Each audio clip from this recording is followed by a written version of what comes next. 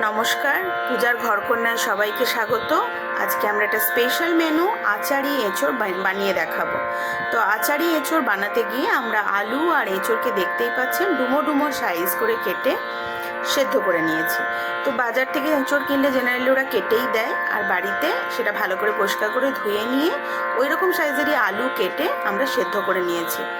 এরপর তার জন্য একটা স্পেশাল মশলা আমরা বানাবো, যেটা বেসিক্যালি আচারি এঁচোড়ের স্বাদ আমাদেরকে এনে দেবে। তার জন্য বেশ খানিকটা পরিমাণ 5 ফোড়ন আমরা নিয়ে নিয়েছি, সেটা শুকনো খোলায় তেল ছাড়া আমরা ভেজে নেব।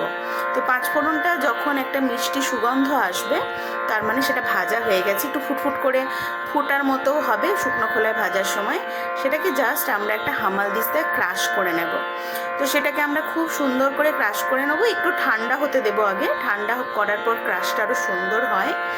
এবং তারপর আমরা কড়ার মধ্যে খুব অল্প সামান্য পরিমাণ তেল, যেটা আমাদের স্পেশাল অল্প তেলে সুস্বাদু রান্না, তো সেই তেল দিয়ে তেলের মধ্যে আর কিচ্ছু ফোড়ন দেব না, শুধুমাত্র ওই সেদ্ধ করে রাখা এঁচোড় এবং আলুকে তেলের মধ্যে দিয়ে দিলাম।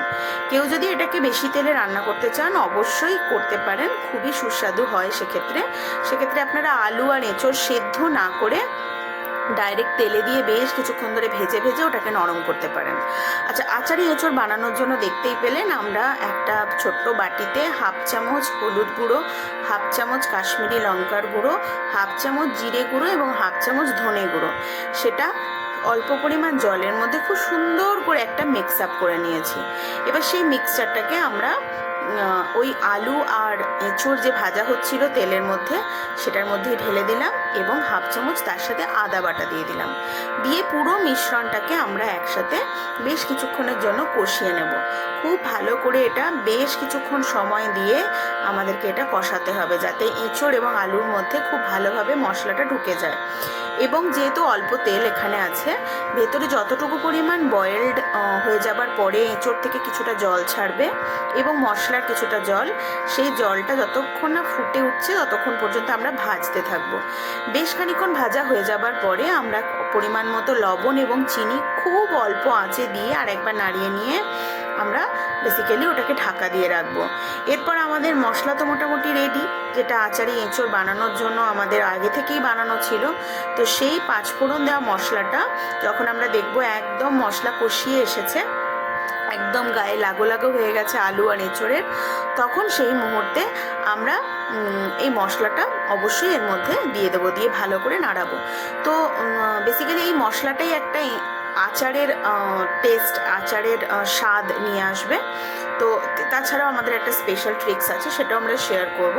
তো এই মশলাটাকে আমরা শুধু ওই মশলা দিয়ে, আলু দিয়ে আর এঁচোড় দিয়ে একটু লবণ চিনি দিয়ে কষানো জায়গাটায় পুরো পুরো খাবারটার মধ্যে ছড়িয়ে দিলাম এবং সেই ছড়িয়ে দেওয়ার পর সেটাকে আরও ভালো করে একেবারে মিশিয়ে নিলাম।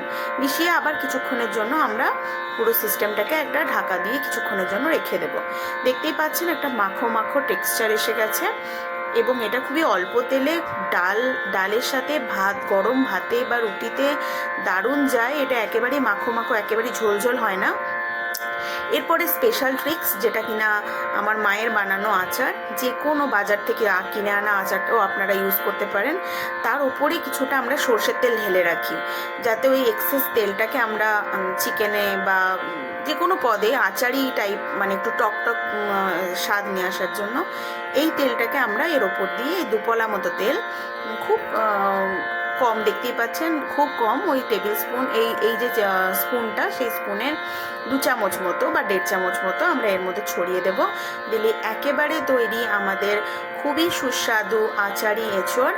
আপনারা ডাল, গরম ভাতের সাথে এটাকে দারুণ লাগে, ভীষণ এনজয় করতে পারেন যে কোনো নিরামিষ দিনে। ভালো থাকবেন, বাই।